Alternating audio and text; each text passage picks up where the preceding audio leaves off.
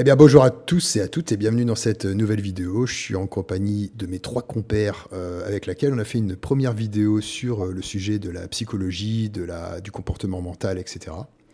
On a eu beaucoup de retours positifs sur cette vidéo et beaucoup de questions. Donc on a ouvert un salon dans le Discord pour que vous puissiez vous poser vos questions et qu'on puisse y répondre au mieux possible. En tout cas, en étant le plus objectif et le plus factuel possible, sans trop rentrer non plus dans la psychanalyse individuelle, etc. En tout cas, je suis très heureux de vous retrouver, Will, Richard et Stéphane, pour cette nouvelle vidéo. Puis j'espère qu'on va passer une petite heure ensemble à essayer de répondre à ces quelques questions qui ont été posées, notamment sur le comment quitter cet état de tilt ou comment apaiser les tensions lorsqu'on est en plein dedans. On va parler un peu de tout ça. Super, bonjour à tout le monde. Bonjour à tous. Bonjour à tous et à toutes. Et les garçons, merci encore Oz pour cette interview qu'on va réaliser ensemble et on espère qu'on va répondre à toutes vos questions. Alors on a eu des questions dans les commentaires et puis des questions sur le Discord, mais celle qui revenait le plus fréquemment, ça a été vraiment la question sur je suis en train de m'apercevoir que je rentre dans un état où j'ai fait un certain nombre de pertes, où je suis dans un système où je me rends compte que je suis en train de rentrer dans de l'autodestruction, mais que je n'arrive pas à m'enlever et à sortir de cette situation. Donc, en gros, je n'arrive pas à couper mes écrans. On va voir ensemble s'il existe des solutions simples, dans un premier temps, des solutions que tout le monde peut faire. Voilà, puis chacun, bien sûr, a sa technique, parce que parmi vous trois, il n'y en a aucun qui utilise à peu près les mêmes choses. Donc ça peut être intéressant d'avoir 3 points de vue aussi différents là-dessus. Donc voilà, je ne sais pas si vous avez eu le temps de votre côté de regarder un petit peu les questions qui ont été posées et déjà savoir si vous voulez, dans un premier temps, dire un premier mot suite à la première vidéo qu'on a fait ensemble, un premier mot d'introduction avant qu'on attaque le vif du sujet. Bon, moi, si vous permettez, je vais commencer. Alors, déjà, dans un premier temps, par rapport à la première vidéo, personnellement, j'ai eu beaucoup de retours et je trouve que c'est super sympa. Sous la vidéo, on a eu plein de retours sur le questionnement du pourquoi, du comment. Et c'est vrai que spécifiquement par rapport à la question que tu as posée, chaque cas est particulier et souvent c'est une histoire d'énergie, mais on va en parler avec Richard et Stéphane, souvent c'est une histoire d'analyse de où on en est avant la session. Ça peut être très complexe et ça va vraiment, alors pour ma réponse, ça va vraiment dépendre de la personne et dans quel état il est. Et une fois qu'il est arrivé à identifier ça, on va dire, lui ou elle, c'est de justement anticiper ces sensations et ces choses-là. Mais voilà, pour ma part, ça va vraiment être du chirurgical. Ça va dépendre de la personne, où elle en est par rapport à ses émotions. Je voulais insister sur un point important parce que quand même le premier stream, il a été assez riche. Moi, j'ai beaucoup réfléchi derrière. Et par rapport aux questions qui sont posées, on attend beaucoup. La question, c'est qu'est-ce que je peux faire? Qu'est-ce que je peux faire pour? Alors, il y a des choses à faire, c'est certain. Mais il me semble que ces choses à faire, elles arrivent dans un deuxième temps. Il me semble que les choses qu'il faut commencer, c'est à ne pas faire. Et c'est plutôt ça qu'on avait commencé à faire dans le premier stream, et je trouvais que c'était intéressant finalement. C'est de balayer ce qu'il faut, les écueils dans lesquels il ne faut pas tomber pour ne pas être confronté à certains problèmes. Si je prends une analogie un peu différente, on évite mettre en place des contre-mesures. C'est très coûteux en énergie. Willy en parlera certainement de l'énergie, comme il l'a dit tout à l'heure. Et pour ne pas se retrouver dans certains problèmes, il faut éviter de tomber dans certains écueils. Donc je sais que là, c'est vraiment le disclaimer. Je pense qu'on aimerait tous pouvoir donner une liste de choses à faire. Et comme Willy vient de le dire, c'est très différent d'une personne à une autre. Néanmoins, je pense qu'il y a quand même d'abord, et c'est quand même un processus qui est plus difficile et plus compliqué, de se poser la question de savoir, comme disait Willy, où on en est, et ce vers quoi on ne doit pas aller pour éviter d'avoir à employer des contre-mesures, qui est, à mon avis, un deuxième temps du travail. Ça ne veut pas dire qu'il faut avoir déjà tout intégré sur ce qu'il ne faut pas faire pour pouvoir mettre en place des contre-mesures. On peut le faire tout de suite, mais l'un n'empêche pas l'autre. Et j'aborderai un point qui, à mon avis, est important aussi, qui est la différence entre le plaisir et la jouissance. C'est une thématique très forte en psychanalyse, mais on verra à quel point, dans le trading, cette question du plaisir et de la jouissance s'articule différemment et qu'il renvoie à d'autres choses. Je fais un petit pitch un peu et je fais un peu un petit spoiler, mais c'est un peu ça. On verra à quel point, quand on est dans, comme tu viens de le dire, l'auto-sabotage, on est plus dans la jouissance, et que quand on est dans le cash-out, on est plutôt dans le plaisir. Et on verra les deux chemins qui nous mènent à l'un et à l'autre. Donc il y aura surtout de ça. Alors, je suis ravi d'être là encore une fois. Merci Rose, et merci à Willy et Stéphane de contribuer à ce débat, parce que je trouve que c'est très intéressant, d'autant plus qu'on a de la demande. Je participe, comme vous le savez, probablement assez régulièrement aux activités de la salle de Discord en ligne en permanence. Je trade avec tous nos amis sur le canal principal. Et je les écoute beaucoup. Ils font part de leurs émotions quand ils sont en situation de stress ou quand ils sont en situation de joie et de peine, donc. Et on me pose beaucoup de questions parce que, bon, bien sûr, ma qualité est connue dans cette communauté. Donc, en tant que thérapeute, évidemment, les gens me posent des questions. Et donc, ce qui revient le plus fréquemment, c'est de penser qu'il y a une certaine mystique derrière la psychologie du trading, ou qu'il y a des recettes magiques, ou qu'il y a une responsabilité directe de leur psychologie dans leur échec. Et les questions d'ailleurs qui ont été posées sur le Discord sont un petit peu orientées dans le sens également puisqu'on parlait du tilt, on reparlera sans doute du tilt. En préambule, je voudrais dire une chose, c'est que il faut un petit peu démystifier la chose. La psychologie est un composant, l'aspect des mesures et contre-mesures que l'on peut prendre vient à un certain moment du processus, et pas trop en amont, et trop en aval non plus, puisque là, c'est trop tard. Mais on reste toujours devant un triptyque à maîtriser, que sont money management, setup et la posture mentale. On ne peut pas ignorer les trois. Voilà, ça, il faut bien, s'il y a une chose que je voudrais me permettre de vraiment mettre en évidence aujourd'hui, c'est que c'est une bestiole qui marche à trois pattes. On ne peut pas faire autrement. Si on en néglige une des trois, on est en situation de risque. Voilà. Donc, nous pourrons contribuer, évidemment, fortement à un de ces aspects. Il y aura certainement d'autres personnes ou d'autres vidéos pour parler des deux autres aspects, mais on en fera peut-être mention pour des raisons pratiques. Néanmoins, voilà, il ne faut pas non plus penser qu'il y a des recettes magiques, mais surtout que les choses soient si compliquées que cela. Il y a beaucoup de mesures simples qui d'ailleurs sont absolument communes à toutes vos activités, pas seulement le trading. Quel que soit le sport, la compétition que vous pratiquez, quelle que soit l'activité qui nécessite de la concentration, qui a un facteur de stress induit important, vous aurez exactement les mêmes problèmes à gérer. Et j'aime à dire que dans ces cas-là, quelquefois, de tout petits changements peuvent provoquer de grandes conséquences positives. Bien sûr, on essaye de plutôt aller vers le positif. Et que je voudrais apporter l'espoir au travers de cet échange que nous avons aujourd'hui pour dire à tout le monde que, moyennant discipline et moyennant quelques changements, on peut apporter beaucoup plus de sérénité dans la pratique du trading. Voilà. En fait, il n'y en a qu'un seul sujet, vraiment, je pense qu'il pourrait couvrir cette vidéo. Un sujet qui a plusieurs petits fils avec d'autres petits sujets qui tournent autour, mais le sujet principal est le même. C'est comment arriver à déceler peut-être un inconfort mental qui nous ferait dévier et nous ferait aller plus loin, dont l'auto-sabotage, dont plein de choses. Donc peut-être aussi, du coup, tu pourrais peut-être même démarrer par ça, Stéphane, sur le côté le plaisir et la jouissance. Et voilà, ça pourrait être un point peut-être de démarrage là-dessus, sur laquelle tes compères pourraient rebondir.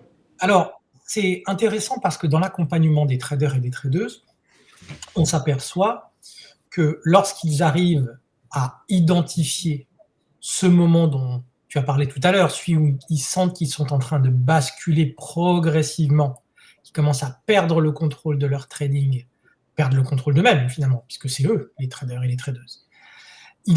ils basculent dans un autre mouvement qui les emmène petit à petit vers la spirale du titre. La question, qui est récurrente quand on dit « Ah, mais j'ai senti que ça venait, et malgré le fait que je sentais que ça venait, c'est pas pour autant que j'ai réussi à en sortir. » Donc là, je prends le contre-pied de ce que je disais tout à l'heure. Là, on est déjà dans la mise en place des contre-mesures, que mes collègues vont certainement développer. Mais c'est important de comprendre ce qui est en train de se passer. Qu'est-ce qui nous retient dans ce processus d'aller vers ce qui va mal se passer? Il y a, pour certains traders et certaines tradeuses, une jouissance de la perte. Dit comme ça peut paraître un peu abrupt, et pourtant, il y a quelque chose de ça qui se produit. Lorsqu'on est en train de trader, beaucoup de traders et de tradeuses disent « Mais en fait, moi, mon setup, il fonctionne, il marche, je fais des gains. Le problème, c'est que j'arrive pas à les garder et que je les repère derrière. » Donc là, on peut dire que techniquement, c'est valable, mais qu'après, l'argent est reperdu. Mais il ne suffit pas simplement de le perdre. C'est que non seulement il est perdu, mais en plus, on va dans quelque chose dans lequel on veut perdre encore plus que ce qu'on a gagné. Et bien là, il y a, malgré nous, une position de jouissance à être dans cette perte. Alors évidemment, encore une fois, dit comme ça, on peut se dire, mais quelle jouissance je peux bien tirer de cette perte? Eh bien, c'est souvent une question de légitimité. C'est-à-dire, est-ce que j'ai le droit? Est-ce que ce que je fais, est-ce que je suis suffisamment valeureuse ou valeureux pour pouvoir me permettre de gagner ça? Est-ce que j'ai le droit de faire ça? Et cette position de jouissance, elle est très forte parce qu'elle renvoie, comme vient juste de le dire Richard auparavant, à tout ce qui peut se passer dans la vie. Comme par hasard, quand on parle avec les traders et tradeuses, il ou elle renvoie ce mode de fonctionnement qui est valable dans tous les autres moments de la vie. Dans le travail, dans les relations amoureuses qu'on sabote, dans le travail qu'on sabote aussi. Sauf que lorsqu'on est dans une perspective extérieure, il y a un autre, il y a une autre personne, il y a quelqu'un qui nous renvoie à notre situation. Lorsqu'on est face à son écran, tout seul, on cultive sa petite jouissance du malheur et on s'y accroche. On s'y accroche jusqu'à tout brûler, tout casser, cramer le compte. C'est la perspective ultime qui correspond, ça je crois que je l'avais déjà dit, cramer le compte, c'est la technique du puits de pétrole. C'est-à-dire que le puits de pétrole est en feu, on met un explosif, on rase tout et on recommence. Mais c'est une perspective vaine puisqu'elle ne fait que se reproduire comme Sisyphe qui monte son rocher au haut de sa montagne, qui va dégringoler de l'autre côté. Ça, c'est la jouissance. C'est la jouissance de la perte, une jouissance inconsciente bien sûr, parce qu'à l'intérieur de nous, on n'est pas dans cette connaissance jouissance, on est dans la souffrance, mais on jouit de cette souffrance. Et à côté de ça, on est malheureux parce que consciemment, on n'est pas du tout dans cette recherche. Dans notre conscient, on a envie d'aller vers le gain. On veut garder, on veut produire, on veut construire, on ne veut pas détruire. Mais à l'intérieur de nous, il y a des mouvements, pas chez tous bien sûr, ni chez toutes, mais chez certains d'entre nous, qui nous poussent à aller vers cela. C'est-à-dire que dès qu'ils ont une perspective de gain qui s'annonce, ça va être reperdu. Et pas reperdu dans le cadre du setup, bien évidemment. Pas la perte qui est intégrée au risk-reward, au win rate, pardon, qui n'est pas intégrée au win rate et qui fait partie des pertes qui sont prévues. Celles, évidemment, qu'on a actionnées en tant que telles et qui ne sont en dehors du cadre de ce dont on s'était promis de garder. Le plaisir, lui, il est autre. D'ailleurs, on parle de l'au-delà du principe de plaisir, c'est d'arriver à se frustrer. C'est d'arriver à quitter cette jouissance pour faire du trading quelque chose de construit, dans lequel on ne tirera pas un plaisir à beat the market, à battre le marché, à tout mettre d'un coup et puis d'un seul coup gagner, qui est une forme de ressenti d'une toute-puissance sur le marché. On n'y arrivera pas, ça. Personne n'y arrive. Et on ne peut pas y arriver. Mais se frustrer, c'est difficile. Et beaucoup de traders et de tradeuses ont beaucoup de mal avec la frustration. La frustration de l'attente, la frustration de constater que leur setup ne marche pas tout le temps, et ça c'est normal, ça fait partie, avec son win rate, on sait à peu près combien de fois on doit gagner, à peu près combien de fois on doit perdre. C'est une question de moyenne, mais alors après évidemment ça varie, c'est jamais, si c'est 6 sur 4, c'est pas parce qu'on a gagné 6 fois qu'on va perdre 4 fois derrière, mais inversement ça marche aussi, on peut avoir plus que 4 pertes d'affilée. Mais c'est cette frustration qu'on n'arrive pas à tolérer, en laquelle on se dit « Ah ben non, ça marche pas ». Et ça, je serais curieux d'avoir l'avis de mes collègues. Ils peuvent gagner 10, 20 trades, 30 trades d'affilée, c'est OK. Il y a un trade, 2 trades qui ne marchent plus, ça y est, c'est la catastrophe. Le setup ne marche plus, ah là là, mon setup ne marche plus, et ça y est. Et on rentre dans cette spirale petit à petit de la jouissance. Donc le plaisir, c'est derrière la frustration. C'est derrière la capacité à mettre en place des procédés qui sont bornés. Le setup, il est borné, le money management, il est borné, dont on ne doit pas sortir, pour pouvoir, c'est frustrant, pour pouvoir ensuite récolter ce qu'on a semé. C'est la meilleure expression que j'ai trouvée, c'est récolter ce qu'on a semé. Pour récolter, il faut attendre. Mais si on est dans un cas où on apporte autant d'importance sur la psychologie dans le trading, donc autant d'importance à son trade, autant d'importance à ses successions de pertes ou même à ses successions de gains, etc., est-ce que c'est pas parce qu'on est trop impliqué dans le trading émotionnellement? Est-ce que le but, ce serait pas de complètement avoir les moyens et les outils de se détacher du trading, vraiment d'arriver sur ces écrans comme si tu arrivais, je sais pas moi, à l'usine quand tu vas sur ta machine pour mettre un fil dans une bobine, etc. T'es détaché, tu t'en fous, tu fais ça de manière mécanique. Alors, en fait, l'idée, c'est un peu là-dessus, c'est de pas être, d'essayer vraiment de se détacher de toutes les émotions possibles, quoi. Je te remercie pour cette analogie parce qu'elle amène en fait là un caractère très particulier du trader individuel, qui n'est pas un trader de salle de marché, c'est qu'il est seul. Il n'y a pas d'autre retour, il n'y a pas de regard. Alors même la trading room, elle est intéressante parce qu'elle, quelque part, elle crée une forme de communauté dans laquelle on fait ensemble, mais on n'a pas le regard de quelqu'un qui est au-dessus de soi, un superviseur. La salle de marché, il y a d'autres traders autour, il y a quelqu'un qui regarde les trades qui sont en train de se faire, il y a, et il y a le cadre aussi de la société elle-même, de la société dans laquelle on est employé en tant que trader. Donc, il y a des supérieurs, donc il y a un cadre autour. Et c'est ce regard-là qui vient comme ça aussi beaucoup borné.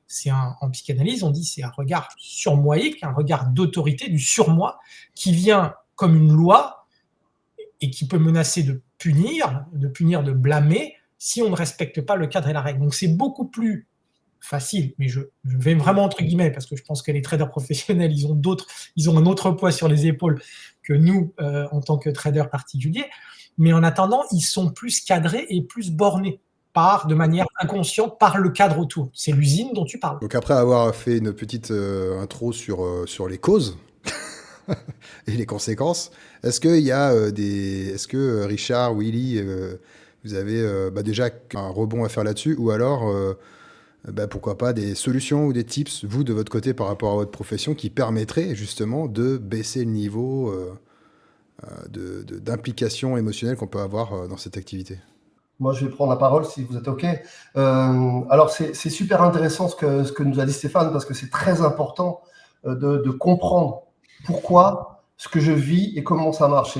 Et là où je te rejoins complètement, Oz, c'est dans le lâcher-prise. En fait, ce qu'il faut comprendre, c'est que pourquoi on vit ce genre de choses-là. La raison, Stéphane en a parlé et a détaillé ça, et c'est super intéressant de comprendre comment ça marche. Maintenant, comment on fait? Quelle solution on va apporter? La notion, elle est, alors comme on l'a dit au début avec Richard et Stéphane, ça va vraiment dépendre des personnes, là où vous en êtes dans votre vie et dans votre application. Si ça fait 1 an que je fais du trading ou ça fait 10 ans que je fais du trading, forcément, je n'ai pas la même appétence aux émotions que je vais avoir. Donc, ce premier point est important, c'est de comprendre que vous êtes dans un process. Ce process que vous vivez, une fois qu'il a été identifié, où je me trouve, comme a très bien dit Stéphane, et ce que ça fait sur moi, où j'en suis, il faut comprendre que ce que je vis, c'est à cause d'un manque de contrôle. Comme je n'arrive pas à contrôler ce qui se passe et que j'ai ces réactions, mais je perds tout au bout du lundi, mardi, mercredi, jeudi, ça marche bien, vendredi, je perds tout, cette perte de contrôle va vraiment nous déstabiliser. Et moi, ce que j'ai envie de vous dire, c'est que il faut accepter le process. C'est l'expérience de la discipline qui va vous permettre de faire petit peu à petit peu une marge qui vous permette de prendre du recul et, comme tu disais très bien, Oz, de lâcher prise. Parce que l'idée du trading, ça reste une discipline. Cette discipline, elle a ses règles. Une fois qu'on a compris les règles du trading, ben, on va peut-être comprendre qu'il faut que je gère le money management, comme on disait. Il faut que je gère tous les axes de performance qu'on va avoir besoin de régler. Et ça, pour ma part, ce que je vois moi avec les gens avec qui je travaille, les mentorés, ça va vraiment dépendre d'où vous en êtes. Donc, en termes de solutions, pour reprendre ce que tu disais, une des premières solutions, c'est d'éviter on va dire, je vais dire psychoter pour les militaires. Sachez que vous êtes dans un process. Ce process, il va prendre du temps. Ce temps, il est à l'appréciation du lâcher-prise que vous allez avoir. Et plus vous allez comprendre où vous en êtes, plus vous allez travailler sur des choses structurelles qui vous manquent, la technique, la gestion du money management, et plus vous allez trouver des solutions. Mais ce sera vos solutions. Et comme disaient très bien Richard et Stéphane, il n'y a pas les solutions miracles. C'est pas comme ça que ça marche. Chacun va gérer ça par rapport à où il en est. Je vois l'œil psychanalytique de Stéphane et l'approche coaching de Willy qui transparaissent bien dans leurs propos. C'est bien d'une côté d'avoir l'explication de la cause, et c'est bien de notre côté de savoir comment contourner les problèmes du symptôme, donc de ce que génère la conséquence de cette cause. Maintenant, je voudrais un petit peu me faire peut-être un petit peu en décalage pour revenir sur un aspect plus pratique et de dire, même si je dois faire une toute petite parenthèse théorique parce que ça vaut la peine, je pense, c'est ce qu'a évoqué Stéphane, notamment sur le principe de la jouissance, mais je voudrais le dire d'une autre manière. Je l'ai évoqué lors de la première vidéo, il y a un principe de réalité et un principe de plaisir. Ce principe-là, vous l'utilisez tous les jours dans votre vie. Tous les jours. Il y a des choses que vous avez envie de faire et vous les faites. Et vous obtenez une récompense parce que c'est un plaisir. Et il y a des choses que vous n'avez pas envie de faire et qui vont vous générer parfois, et même souvent, une certaine frustration. Dans le trading, c'est pareil. Il y a des choses que vous avez envie de faire parce que vous voulez une récompense. Et il y a des choses que vous n'avez pas envie de faire parce que c'est fastidieux, etc., et que parfois, en ne respectant pas certains principes, vous n'héritez pas d'une récompense, mais d'une punition. Et donc, vous êtes confronté à cette pression qui, d'une part, est le désir de la récompense et d'autre part, la peur de la punition. Et lorsque la punition arrive, eh bien, il y a la culpabilité, il y a la remise en question, il y a la destruction du moi qui fait qu'on se sent incapable de réaliser quelque chose qui nous tient à cœur. Je voudrais dire ceci, c'est qu'il est clair que, comme je le disais tout à l'heure, c'est un attelage qui marche avec 3 jambes. Et que beaucoup de gens disent, moi je voudrais trader comme un ordinateur. Pourquoi ? Parce que si je trade comme l'ordi, que je suis un bot, ben, je mets de côté tout le reste. Mais les gens qui disent ça ignorent souvent que s'ils tradaient comme un bot, ça voudrait dire qu'ils sont très disciplinés et qu'ils respectent scrupuleusement leur setup. Parce que le bot, lui, respecte son setup. Hein. Est-ce que nous respectons les engagements, le cadre que nous avons choisi ? La première règle pratique qu'il faut donner à nos amis, est-ce que vous avez des gros problèmes ? Est-ce que vous souffrez de quelques problèmes d'argent ? Est-ce que vous avez des problèmes familiaux ? Est-ce que vous avez des problèmes dans votre travail ? Est-ce que vous avez des problèmes d'estime de vous-même ? Est-ce que vous cherchez à prouver ? Est-ce que vous êtes… etc., etc. Et cette première étape-là, c'est de la détermination du cadre qui font que si vous voulez cultiver quelque chose, vous devez d'abord préparer le terrain. Et préparer le terrain, ça veut dire vous-même. Et au travers de cette préparation, vous allez entreprendre une série de mesures que vous allez respecter à la lettre. Un cadre. Alors, le cadre le plus simple pour le trader, c'est probablement de ne pas être dépendant, je veux dire financièrement, quand on débute en tout cas, parce que de ce fait, on évite une pression colossale de l'obligation de réussite qui peut vous amener dans des travers extrêmement dommageables. Et la deuxième, c'est d'avoir un money management. Ça veut dire, vous savez combien vous pouvez perdre. Maximum.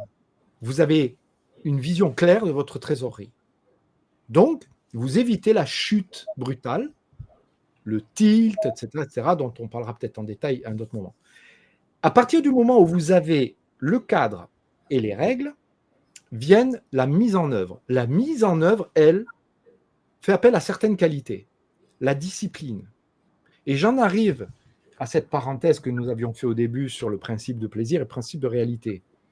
La discipline est quelque chose que tout le monde possède, mais qui parfois, par, on va dire, la perspective d'une récompense, fait qu'on a tendance à prendre le chemin le plus court parce qu'on veut la récompense rapidement.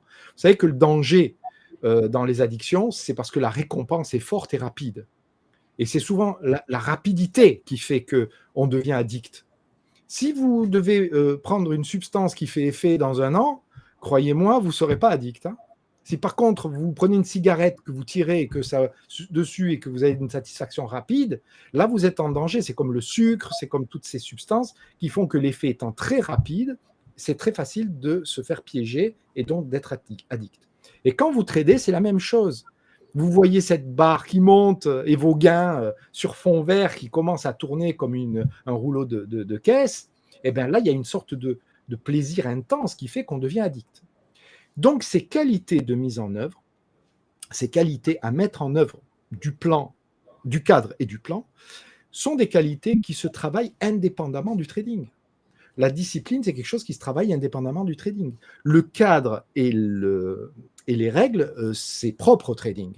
Mais être discipliné n'a rien à voir spécifiquement avec le trading. Oui, c'est une vie, c'est un truc dans la vie, quoi. Ouais. Exactement. Ouais. Donc, là où je veux en venir, c'est que si on commence par ce simple fait de comprendre, sommes-nous simplement capables de respecter nos propres règles, des règles qui nous sont enseignées, que l'on appelle bonnes pratiques, eh bien, on va limiter considérablement les problèmes. On va peut-être pas être un bot, parce que certains jours, après, je ne vais pas aujourd'hui détailler le problème du risk ratio versus le winning rate, etc., parce que ce n'est pas le propos de notre échange. Mais des règles bien exposées et bien appliquées vont protéger considérablement le trader. Et c'est de la psychologie simple.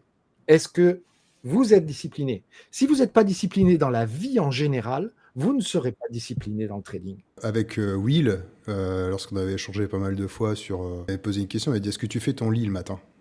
Enfin, tu sais, des questions un peu cons comme ça, mais qui ont du sens en fait. Est-ce que tu as la discipline que ce soit carré, que tout soit propre, tout soit nickel? Est-ce que ton bureau est propre et sain? Est-ce que c'est rangé? Tout ça. Tout ça, en fait, c'est des choses qu'on inculque à notre cerveau et où on crée une habitude à notre cerveau. Et du coup, quand tu te retrouves, déjà, tu es dans un meilleur état. C'est que, en fait, ce qui se passe, c'est que comme on se contraint à une certaine discipline, il peut arriver un moment que si on n'est pas habitué à la discipline, on ait envie, à un moment donné, de briser ses chaînes et de dire « Bon, allez, là, je lâche les chevaux ». Parce que ce qui est extraordinaire et ce qui ressort de la pratique quotidienne que on constate sur Discord et ailleurs, c'est qu'il y a des gens qui ne respectent pas du tout leurs propres règles. Et ça, je vous garantis que tous les gens qui d'un coup disent « Ah, moi, c'est fini, j'arrête, j'ai encore cramé mon compte, tout », eh bien, vous vous apercevez soit qu'ils n'ont pas mis de stop, ok, soit qu'ils ont un setup qu'ils n'ont pas respecté, soit qu'ils ont attendu les news et que comme ils voyaient que ça montait, descendait à fond, ils ont dit je vais prendre l'ascenseur et je vais me faire une fortune.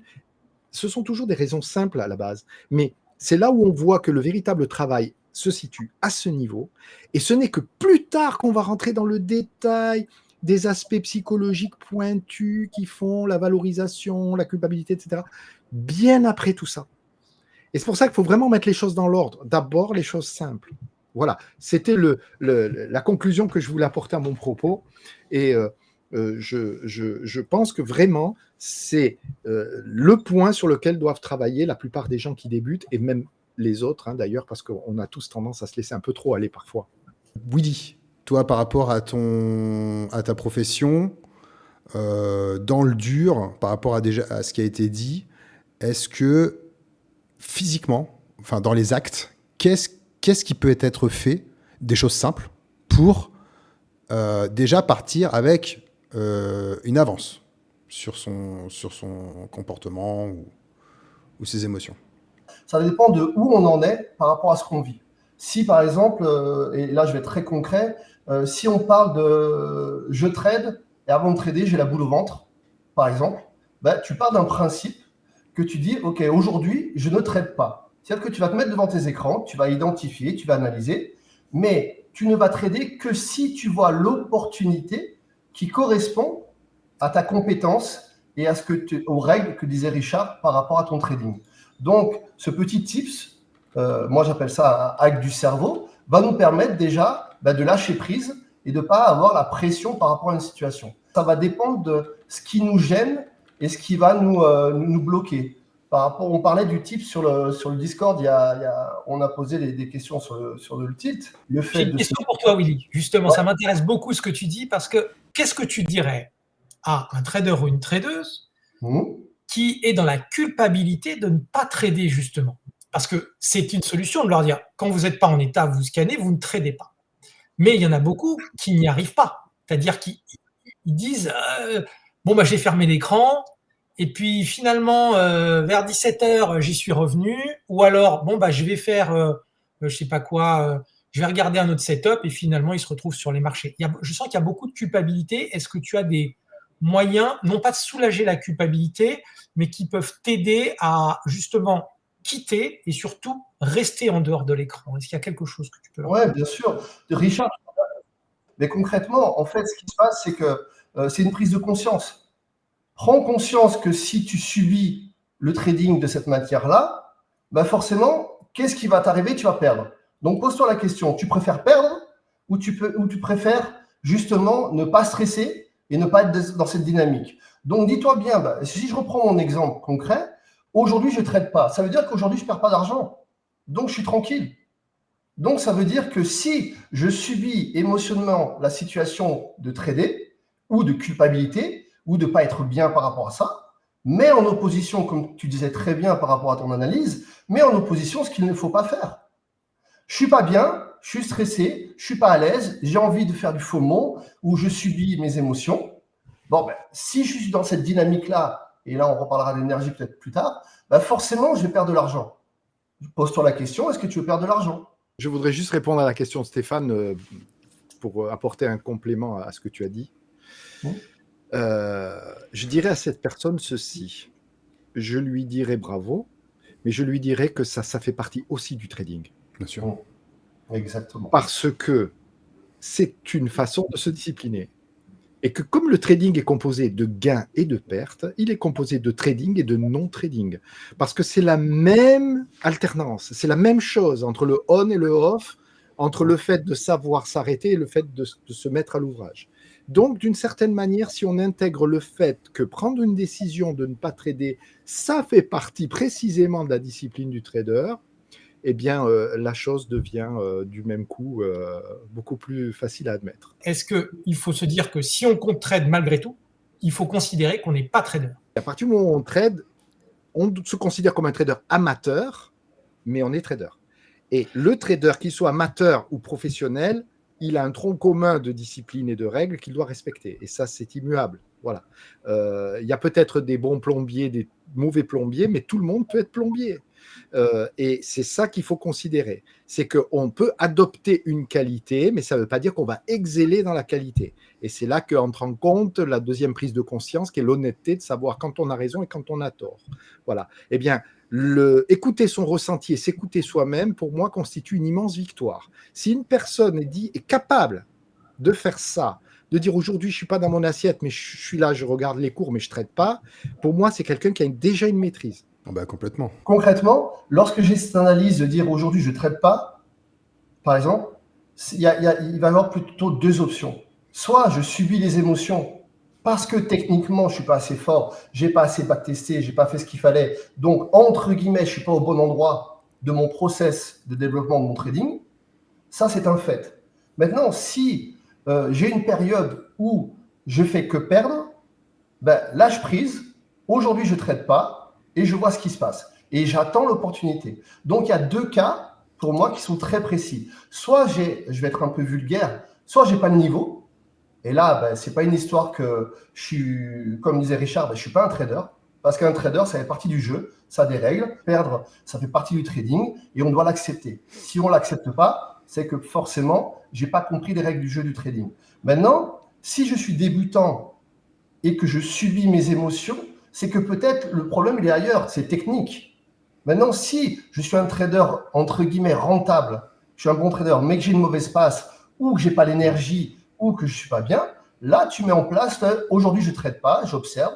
Et c'est des conseils qui sont simples et qui sont basiques et que tout le monde sait, mais c'est bien de le rappeler parce que c'est ça en fait la réalité des choses. Un bon trader aujourd'hui, quand ils se sont pas aptes à trader, ils ne trade pas. Et maintenant, est-ce que vous avez des solutions? Donc je sais, toi, par exemple, Richard, que tu es adepte de l'auto-hypnose. Moi, je suis... alors, je le faisais pas forcément pour le trading, je le faisais pour autre chose. Je le faisais quand je devais prendre la parole en public à l'époque où je faisais des conférences et tout. C'était de la cohérence cardiaque. Petite appli, tu lances le truc et puis tu fais ton petit truc pendant 5 minutes et puis tu te sens plus apaisé, tu fais baisser ton rythme cardiaque. Est-ce que vous, de votre côté, voilà, est-ce qu'on peut aborder ce sujet? Est-ce que vous avez des choses à conseiller qui pourraient aider les gens à... Toi. Il faut considérer que c'est un outil parmi d'autres qui a des applications innombrables. On peut faire énormément de choses et ça peut venir donner, lorsqu'on a franchi certaines étapes, hein, je dis bien, c'est-à-dire que ça ne doit pas être utilisé trop en amont. Il faut arriver à cela lorsque la volonté a un véritable besoin de renfort. Parce que nous avons une règle d'or en hypnose qui est que lorsque la volonté s'oppose à la conviction l'emporte toujours. Ça veut dire que si on essaye d'utiliser l'hypnose sur quelqu'un qui n'a pas les bonnes convictions, ça ne sert à rien. Donc, c'est vrai aussi pour l'auto-hypnose. Si vous voulez vous persuader d'une chose, mais qu'en réalité, vous n'y croyez pas du tout, alors ne le faites pas parce que vous perdrez votre temps. Ouais. Il faut être convaincu que ça peut avoir un aspect bénéfique, quoi. Voilà. Ouais. Donc, et en plus, il faut être convaincu que la suggestion que l'on va appliquer est une suggestion qui est réaliste et qui correspond aux besoins et qui est à notre portée. Voilà. Si je veux me persuader que je peux courir plus vite qu'Usain Bolt, ben, je vais avoir un problème, hein, parce qu'on n'est pas du tout dans quelque chose qui est réaliste. Et pour le trading, ça vient donc s'inscrire à un moment donné où on a bien déterminé quel était le point que l'on souhaitait travailler, que l'on a bien aligné les convictions qui en découlent, parce que la croyance que, par exemple, il faut à tout prix que je prouve à ma famille que je ne suis pas un bon à rien et je vais réussir avec le trading, ça, c'est une mauvaise conviction, c'est une conviction négative, et ce n'est pas avec l'hypnose qu'on va la résoudre. Hein? Donc voilà, c'est pour ça qu'il faut bien expliquer que c'est un outil qui vient s'inscrire dans un contexte particulier et qui vient donner le renfort sur un aspect dont la conviction est déjà correctement alignée. Voilà. Il y a des tas d'autres outils, mais je pense que l'hypnose sera un élément très intéressant que nous pourrons creuser ultérieurement. Ouais, je rejoins beaucoup Richard sur l'hypnose. C'est très puissant. C'est à manipuler avec précaution, mais quand c'est bien fait, ça peut avoir des résultats assez intéressants. Et je le rejoins aussi sur le fait du moment dans lequel ça doit être utilisé. Pour ceux dont la conviction n'est pas assez forte, je pense que l'hypnose, il y a des choses qu'on peut mettre avant l'hypnose. D'ailleurs, tu as fait appel à la cohérence cardiaque. Je trouve que c'est un outil formidable aujourd'hui. Comme l'a dit Richard aussi, il y a beaucoup d'applications qui se font avec ça. Et quand on l'utilise assez bien, ça a des résultats qui sont assez bons, ne serait-ce que pour faire baisser le niveau de tension. Ça doit être mis en place suffisamment tôt dans le processus dans lequel on commence à être pas très bien. Je prends un cas concret. On a fait des gains. On n'est pas encore si on a un daily win, on n'y est pas encore. On commence à faire des pertes. On commence à sentir que c'est un peu compliqué. On sent qu'émotionnellement, on commence à être un peu envahi. Le fait de se dire qu'on coupe et qu'on fait des exercices de cohérence cardiaque va permettre de refaire baisser le niveau de tension et de pouvoir re-rentrer sur le marché avec un peu plus de sérénité. Il n'y a pas besoin que ce soit très long. Il y a plein d'outils très bien faits pour ça. Et si on sait l'utiliser, ça aide vraiment. Pour autant, la cohérence cardiaque, c'est quelque chose qui doit être travaillé au quotidien, en dehors du trading. C'est presque une hygiène de tous les jours, comme quand on se lave les dents. Ça doit être pour habituer le corps à la gestion d'abord de l'application, et puis après, on arrive presque à le faire tout seul. On n'a presque plus besoin de l'application après. Et ça peut durer 5 minutes, 10 minutes et revenir sur le marché. Et ça peut être très aidant pour ceux qui qui arrive à suivre. En plus, l'application, elle vous dit quoi faire. Donc, c'est assez facile. Il y a parfois des petites images, des petites choses qui permettent de focuser l'attention, qui permettent de relier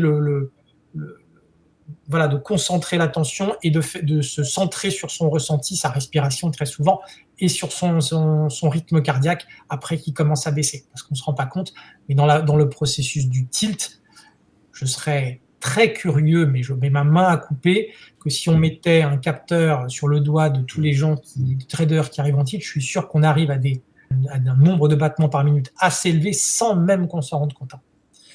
Donc, je pense que ça, c'est un outil qui peut être assez utile pour tous, mais c'est comme tout, ça demande de l'entraînement. C'est pas juste, on le fait que quand on n'est pas bien, quand on trade. Il faut le faire tous les jours. Moi, je l'ai utilisé dans le cadre de la psychomotricité, dans le cadre de la relaxation, parce que j'ai fait beaucoup de relaxation avec les patients. Et certains, la cohérence cardiaque est arrivée un peu plus tard, parce qu'avant, on faisait surtout de la sophro. Et j'ai remarqué que ça avait quand même une bonne pertinence. Je ne sais pas quel est le vécu de mes camarades à ce sujet, mais moi, je trouve que c'est plutôt positif. On a tous des outils différents qui nous correspondent. Donc, pour les gens qui nous écoutent, c'est important de comprendre qu'il faut, 1, savoir où vous en êtes, 2, connaître l'implication, 3, identifier ce dont vous avez besoin et mettre en place des actions. Et ces actions-là, elles peuvent être différentes avec plein d'outils. C'est clair, il faut essayer. Voilà. Moi, je sais que j'ai trouvé ce qui me va bien, c'est la sieste. Mais c'est au premier degré.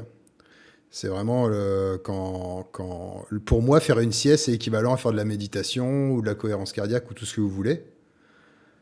Avant la session US, je suis bien fané. Je me fais une bonne sieste de 20 minutes.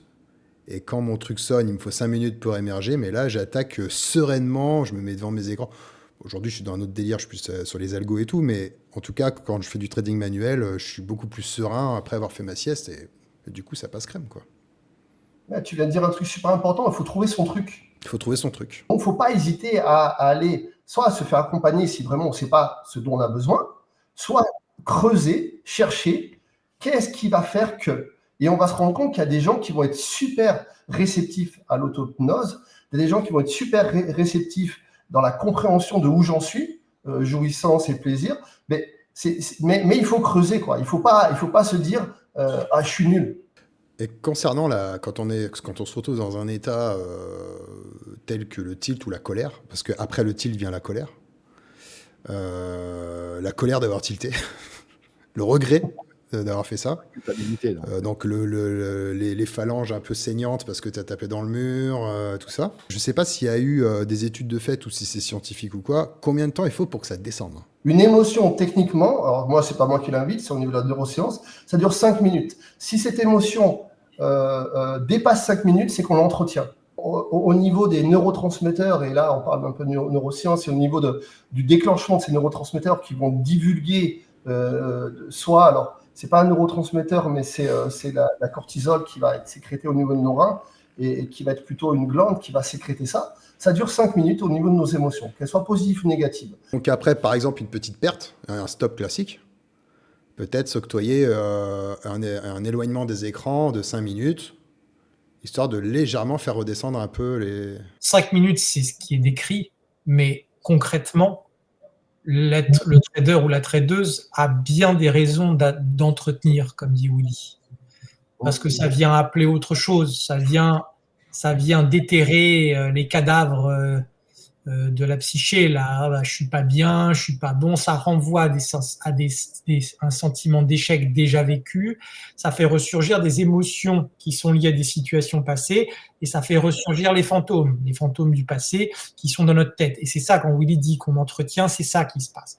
C'est que dans cette situation, si au bout de 5 minutes, l'émotion n'est pas trop forte, ça va partir. Mais si elle est forte, elle va venir réveiller, rechercher un sentiment analogue déjà vécu parce qu'il y a eu des situations qui ont creusé le lit de ce sentiment-là. Et ça se maintient et ça peut durer un certain temps. On peut utiliser aussi pour redescendre de ce dont on parlait, là, les moyens, alors l'auto-hypnose, je ne la connais pas trop, mais la cohérence cardiaque est très bonne pour redescendre, ça permet de faire aller plus vite, ça permet de faire renterrer, de faire revenir, remettre les fantômes dans la boîte. La sieste, je te remercie d'en avoir parlé parce que d'un point de vue neuronal, d'un point de vue de la psyché, c'est une espèce de remise à zéro. C'est une sorte de reset qui est hyper intéressant. Les Japonais ont très bien compris ça, qui travaillent 10 heures par jour, qui partent en vacances 15 jours par an. Ils font ce qu'ils appellent des pauses parking, c'est-à-dire que très souvent, parfois, ils n'ont pas de salle de pause dans leur entreprise, donc ils vont dans leur voiture pour manger leur sandwich, ils ont une demi-heure. Leur pause, c'est une demi-heure. Et en fait, ils se mettent dans leur voiture, ils ferment les yeux et ça dure, voilà, ils mangent en 5 minutes ou 10 minutes et ils ont 20 minutes et ils font une pause parking. Et en fait, il y a un moment donné où ils arrivent dans l'état de sommeil, où ils commencent à s'endormir et tac, ils se réveillent. C'est vraiment très éclair et pourtant, c'est une forme de reset et ils peuvent repartir travailler. Dans certaines disciplines, on appelle ça un état séparateur entre le moment où effectivement où se produit l'éruption émotionnelle et le moment où on va reprendre la même activité. Entre les deux, on fait un état séparateur. Et là, c'est aussi quelque chose qui peut être très technique. On peut le gérer de plusieurs façons. Mais d'une manière générale, quand on vient de tilter, on doit quand même accepter d'encaisser ce choc émotionnel. Il ne faut pas chercher à l'éviter. J'avais un instructeur qui un jour nous a dit, alors qu'un des soldats expliquait, j'étais parachutiste et on avait peur de ce moment où il fallait sortir de l'avion. Et il disait que c'était normal d'avoir peur. Alors nous, on croyait que ce n'était pas normal à l'époque, quand on ne connaissait rien au problème. Et il m'a dit, c'est simple, la peur, vous devez la laisser s'exprimer. Et il me disait, vous lui donnez 10 secondes, vous lui donnez 20 secondes, mais une fois qu'il a eu son temps, vous reprenez le contrôle. Alors, c'est un petit peu à l'arrache comme conseil, mais le conseil que je donnerais aujourd'hui, si je devais appliquer ça au trading et à l'état séparatoire du trading, c'est si vous voulez exprimer un mécontentement, si vous voulez exprimer une émotion négative, faites-la sortir, exprimez-la. Et vous vous donnez un temps bien précis pour la laisser s'exprimer. Et puis après ça, c'est vous qui reprenez le contrôle, c'est vous le patron. Parce que c'est vous le patron. Et ça, il ne faut jamais l'oublier. Il ne faut pas penser que vous êtes une victime de vos propres émotions en permanence. À un moment donné, vous avez la main sur la poignée. C'est vous qui pouvez décider. D'accord ? Donc, ces états séparateurs sont cruciaux pour pouvoir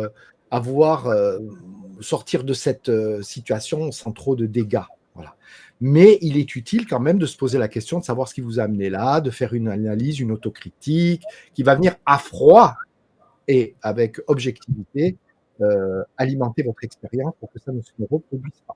Ouais, je peux comprendre, les sauts militaires, c'est 400 mètres avec des parachutes ronds. Il y a de quoi avoir un peu peur. Oui. Donc, je comprends très bien, surtout qu'on peut... Alors, on imagine que 400 mètres, c'est très haut, mais c'est pas haut du tout, en fait. C'est vraiment pas haut. 9 secondes en chute libre, ça va très vite. Ouais, c'est ça, c'est le temps d'ouverture automatique. Alors, c'est un sujet que je connais bien parce que c'est un sport que je pratique énormément.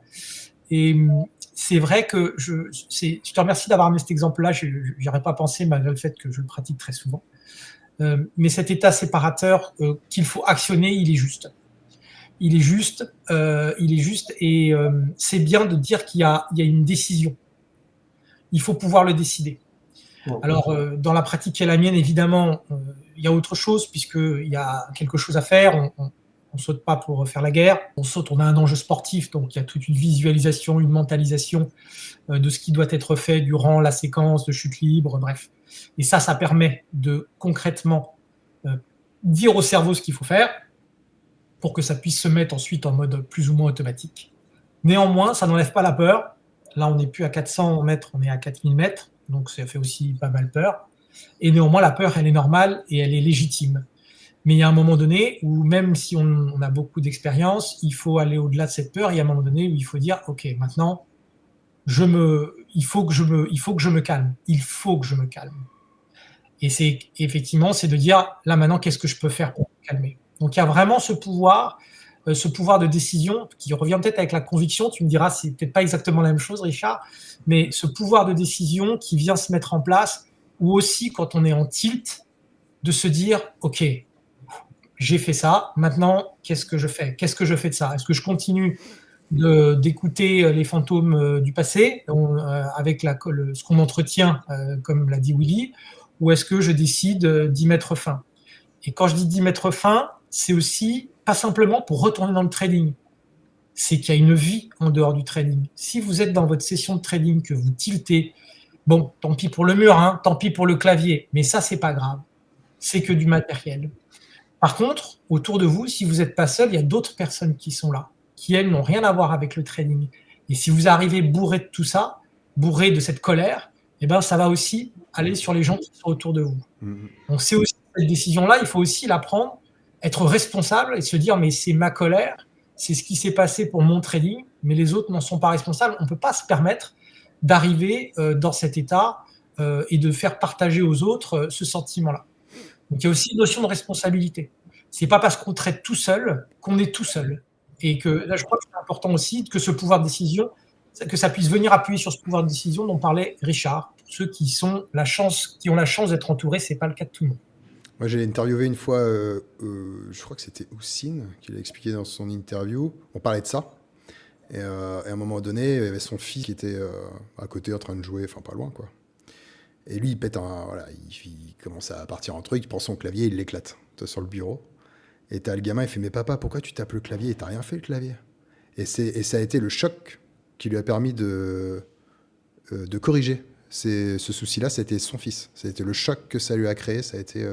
Lorsqu'on subit une émotion, physiologiquement parlant, tout à l'heure, je disais que ça dure 5 minutes. Mais ça, c'est au niveau de ce que ça sécrète, au niveau des neurotransmetteurs et ce qui est diffusé. Mais c'est comme a dit très bien Stéphane et vient d'appuyer Richard, à un moment donné, c'est quelque chose qu'on va entretenir et ça fait appel à les traumatismes et ça, c'est moins mon domaine. Mais concrètement, j'aurais un petit acte du cerveau qui marche bien et là, on est plus sur la notion des connexions neuronales et des synapses qui vont se coller et des habitudes qu'on va créer. C'est que lorsque tu subis une émotion dans ton trading, que ce soit un tilt, que ce soit un faux mot, que ce soit n'importe quoi, ou dans la vie de tous les jours, il faut que tu arrives à changer ton état. Et pour changer ton état, tu vas aller à l'encontre de ce tilt. Par exemple, imaginons que je suis énervé, j'ai envie de taper sur mon clavier. Ben, tu vas utiliser un de tes sens qui va être l'ouïe, qui va être le goût, qui va être la vision, donc un des sens de notre corps. Imaginons que tu es sensible à la vision et que tu aimes regarder un comique, une vidéo de comique. Quand tu es énervé, pour changer ton état, il faut que tu sécrètes un autre neurotransmetteur du plaisir, qui est la dopamine ou qui est la sérotonine. Ben, lorsque tu n'es pas bien, ce que tu fais, tu vas regarder une vidéo comique, ça va te faire rire et tu vas changer ton état. C'est comme ça qu'on change son état. C'est-à-dire que c'est en recréant une nouvelle émotion différente. Pour que cette émotion différente, elle existe, il faut faire un choix. Et ce choix-là, il faut qu'il soit décidé, il faut que ce soit à un moment donné une implication dans sa discipline. Donc, en trading, on a le droit d'avoir des émotions, on a le droit de les subir, mais à un moment donné, il faut qu'on se passe à l'action et qu'on fasse quelque chose. Et le petit hack du cerveau que je vous donne, il marche super bien. Tu verras, si tu es énervé, ou même si tu es triste, tu n'es pas bien, regarde un truc qui te fait rigoler, si tu es sensible à ça, et tu verras que ça va changer ton état. Est-ce que finalement, c'est pas des gratifications au sens de la récompense, mais c'est d'être dans quelque chose du plaisir qui va peut-être faire baisser le niveau de cortisol. Est-ce que tu as remarqué chez les traders, ça c'est un peu à part, mais c'est par curiosité presque professionnelle, est-ce que tu as remarqué qu'il y avait des sens qui étaient plus, qui fonctionnaient mieux, ou est-ce que c'est différent pour tous? Tu n'as pas repéré chez ceux chez qui ça fonctionne? Est-ce que c'est plus visuel, le goût, c'est quoi? Très très bonne question ça. On a parlé dans la première vidéo qu'on a fait tous ensemble de la structure. C'est-à-dire que quand on est petit, on est programmé d'une certaine façon par notre entourage. Je ne sais pas si vous vous rappelez un petit peu de tout ça, mais les gens qui nous regardent peuvent aller voir la première vidéo qu'on a fait. On va parler de ça un petit peu. Structurellement, on a été programmé d'une certaine façon et on va ressentir à un moment donné des choses différentes. Et cette sensibilité, elle est vraiment, comme tu dis Stéphane, par rapport aux gens.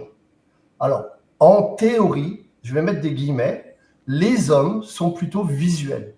On connaît tous la PNL, on sait de quoi je parle, d'accord? Pour ceux qui ne connaissent pas, vous allez voir sur ChatGPT et découvrir un petit peu ce que c'est. Mais concrètement, les hommes sont plutôt visuels et plutôt les femmes sont plutôt auditives. Mais c'est une théorie. Mais de là où je te rejoins complètement, Stéphane, c'est qu'on va tous développer des sensibilités différentes par rapport à nos sens. Et c'est là qu'il faut vraiment identifier le process de savoir où j'en suis. Et les sens que je vais utiliser, ils sont complètement propres à moi. Et comme disait Oz tout à l'heure, si je me rends compte que c'est le fait de... moi, j'appelle ça nourrir son âme, le fait de se reposer c'est ça qui gère mes émotions. Voilà, il faut trouver son truc en fait. Mais c'est pour répondre à ta question concrètement, Stéphane, ça va vraiment dépendre de la personne. Très bien, bon, ça fait plus d'une heure qu'on discute tous les quatre sur ce sujet. On a essayé de couvrir le sujet, de trouver des solutions, des tips, etc. Mais on reste quand même dans le généraliste. Il est possible qu'on fasse d'autres épisodes encore, parce que on n'a pas tout dit, on a encore envie d'en dire. Donc il est possible encore qu'on fasse des épisodes où on va aller, pourquoi pas, Richard, tout à l'heure tu as parlé du progressisme ou de la régression, je ne sais plus. On parlera de ça plus en détail, tous les quatre. Je vais vous laisser un petit mot de fin et puis on va couper cette vidéo-là. Et puis on se retrouvera d'ici un petit mois ou 2 mois pour le prochain épisode. Eh bien écoutez, moi ça a été un plaisir en tout cas. Et puis je vous laisse chacun votre tour faire une petite conclusion à tout ce qu'on a dit. D'abord, merci. Merci à nos amis, Willy, Stéphane et toi, Oz, pour l'organisation. Il y a beaucoup à dire et on va peut-être avoir des gens qui vont nous dire qu'ils ont encore des tas de questions et voilà, on comprend très bien, mais c'est un sujet tellement vaste, il y a tellement de choses à dire, on fera tout pour apporter le maximum de compléments et surtout, il faut retenir que c'est un long parcours, ça prend du temps, il faut être patient, il faut introduire une part de soi discipliné. Alors, je reprends peut-être un peu mes propos, mais de la discipline, du cadre, et les choses déjà s'améliorent. Après, tous les outils qui sont possibles d'être utilisés, on en parlera certainement, et je laisserai la parole à mes confrères pour pouvoir aussi aborder ces questions. Effectivement, il y a encore beaucoup à dire. C'est un sujet vaste, mais c'est surtout un sujet, j'espère que les auditeurs le comprendront, qui est difficile à aborder sans tomber dans l'aspect trop technique, trop théorique, trop pratique, c'est-à-dire des tips qu'on appliquerait, des méthodes qu'on appliquerait de manière plaquée. En même temps, il ne faut pas être non plus trop théorique, donc on essaye de faire le maximum pour que ça puisse être écoutable et que ça puisse être applicable. Donc, il y aura encore beaucoup à dire pour parler, pourquoi pas, de la régression, pour parler aussi des outils qui sont à mener. Je finirai par là où j'ai commencé aussi et fermer la boucle. Si vous voulez pas avoir trop de contre-mesures et d'actions à faire pour corriger, essayez de faire bien tout de suite. Ça vous ferait gagner du temps et de l'énergie. Et pour ça, il faudra accepter de vous frustrer. C'est pas facile, c'est dur, mais c'est ça aussi être trader. Comme la technique du trading, le mental, il y a plusieurs pans et on est chacun différent. Il faut trouver votre truc à vous qui vous permet de savoir où vous en êtes. C'est un process, ça met du temps, c'est un métier. Acceptez ce process, acceptez ce temps et vous allez voir que tout va se mettre en place. Mais comme disaient mes collègues, on est là pour répondre à vos questions. N'hésitez pas à nous laisser toutes les questions dont vous avez besoin. Vous avez le salon Psy qui se trouve dans la catégorie trading sur le Discord TPF, donc n'hésitez pas, c'est le salon qui nous sert de référence, qui nous sert à voir un petit peu les questions que vous avez posées, donc n'hésitez pas à poser vos questions dedans. Et merci à tout le monde de nous avoir écoutés jusqu'au bout. Merci Oz, merci à tous. Au revoir, merci à tous. Bye bye.